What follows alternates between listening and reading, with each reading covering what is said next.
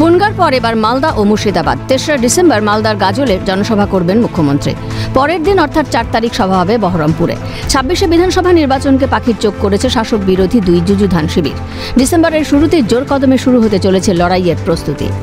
কয়েকদিন আগে মালদার গাজলে সভা করেছিলেন বিরোধী দলনেতা শুভেন্দু অধিকারী। এবার সেই গাজলেই সভা রয়েছে মুখ্যমন্ত্রীর।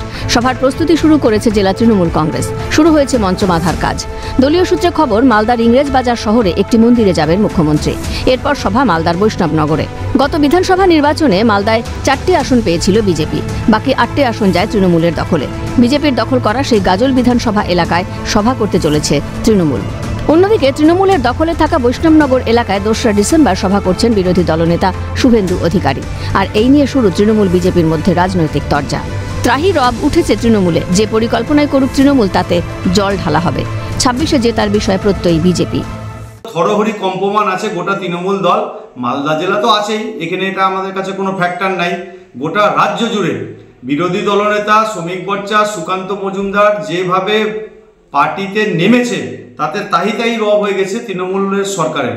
সেই জন্য এই সমস্ত আসা যাওয়া, তার পরের দিন তার আগের দিন ব্যবস্থা চলছে। যে পরিকল্পনায় শাসক দল করুক, সেইটা অবিলম্বে জল ঢালা পড়বেই। কারণ আমাদের যারা রাজ্য নেতা, তাদের শিডিউল ঠিক হয় ১ মাস, ১.৫ মাস, ২ মাস আগে। সেটা একটা পদ্ধতিতে ঠিক হয়। এবার তৃণমূল কংগ্রেস সেই সমস্ত জায়গায় যাচ্ছে, মুখ্যমন্ত্রী যাচ্ছেন কি যাচ্ছেন না, এ তো তাদের অবস্থান, ওটা নিয়ে আমরা বলবো না। এই জন্যই মাটির তলা থেকে তৃণমূলের পা সরে গেছে, চারিদিকে দুর্গন্ধ বেরিয়ে গেছে। ২০২৬-এ তৃণমূলের বিসর্জন হবে। কাকে ওয়াশ আউট করবে, কাকে ব্ল্যাক আউট করবে, এটা সম্পূর্ণ শাসক দলের ব্যাপার। আমাদের একটা জিনিস পরিষ্কার হয়ে গেছে, ব্ল্যাক আউট ওয়াশ আউট যার যার ব্যাপার তারা করতে থাকবে। আমরা পশ্চিমবঙ্গে সুশাসন দেওয়ার জন্য মানুষের কাছে বক্তব্য রাখছি। মানুষ আমাদের ডাকে সাড়া দিচ্ছে। ভোট আসতে দেরি, ভোট আসলেই আপনারা জানতে পারবেন। ব্যালটের মাধ্যমে ঠিক যেমন বিহারে হয়েছে, পশ্চিমবঙ্গেও তার চেয়ে ভালো হবে। খারাপ কোনো ফল বিজেপির পক্ষে হবে না। পাল্টা এসআইআর নিয়ে বিজেপি মানুষকে বিভ্রান্ত করছে। ৫০,০০০ মানুষের সমাবেশ হবে, দাবি তৃণমূলের। ৫০,০০০ মানুষের সমাবেশ সেখানে করব, সেই প্রস্তুতি এখানে গ্রহণ করা হয়েছে। বর্তমান পরিস্থিতিতে যেভাবে বিজেপি মানুষকে বিভ্রান্ত করছে, এসআইআর নিয়ে শুরু করেছিল, এসআইআর প্রায় 90% ফেলিওর। গাজল আমরা এই জন্য বাছাই করেছেন দিদি, যে সেইখানে আমাদের জায়গাটা মিডিলে পড়ছে। একদিকে যেমন আমাদের চাঁচল সাব ডিভিশন, অন্যদিকে আমাদের গাজল, হবিপুর, বামনগোলা, ওলমাল্লা, মানিকচকের কাছাকাছি এলাকা পড়ছে সারাউন্ডিংস।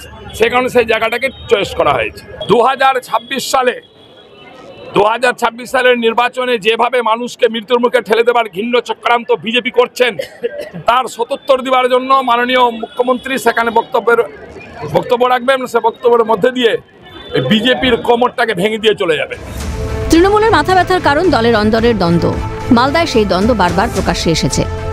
সম্প্রতি তৃণমূলের সালিশি সভায় বিবাদ মীমাংসা করতে গিয়ে খুন তৃণমূল কর্মী। মালদা কালিয়াচকের রাজনগর গ্রামের ঘটনা। জমি বিবাদ থেকে পিটিয়ে খুনের অভিযোগ প্রকাশ্যে। পাশাপাশি ইংরেজবাজার থানার কাটাগড় এলাকায় একটি আমবাগান থেকে রক্তাক্ত অবস্থায় উদ্ধার হয় নিখোঁজ থাকা তৃণমূল কর্মীর দেহ। ঘটনায় চাঞ্চল্য ছড়ায় মালদায়। অন্যদিকে বনগাঁয় মতুয়াদের বার্তা দিয়েছেন মুখ্যমন্ত্রী। তৃণমূল থাকতে মতুয়াদের গায়ে আঁচও লাগতে দেবেন না বলে আশ্বাস মুখ্যমন্ত্রীর। মতুয়া গড়ের পর এবার মমতা বন্দ্যোপাধ্যায়ের নজরে ২ সংখ্যালঘু অধ্যুষিত জেলা মালদা ও মুর্শিদাবাদ। একসময় এই দুটি জেলায় কংগ্রেসের গড় বলে পরিচিত ছিল। এখন মুর্শিদাবাদে কংগ্রেস কার্যত কোণঠাসা। তবে মালদায় একটি লোকসভা কেন্দ্রে কংগ্রেস জিতেছে। এই পরিস্থিতিতে মুখ্যমন্ত্রীর এই সভা বাড়তি অক্সিজেন যোগাবে বলেই মত রাজনীতির কারবারিদের। এখন মুখ্যমন্ত্রীর বার্তার দিকে তাকিয়ে দলীয় নেতা কর্মীরা। সুমুখ লাহিড়ির রিপোর্ট, ক্যালকাটা নিউজ।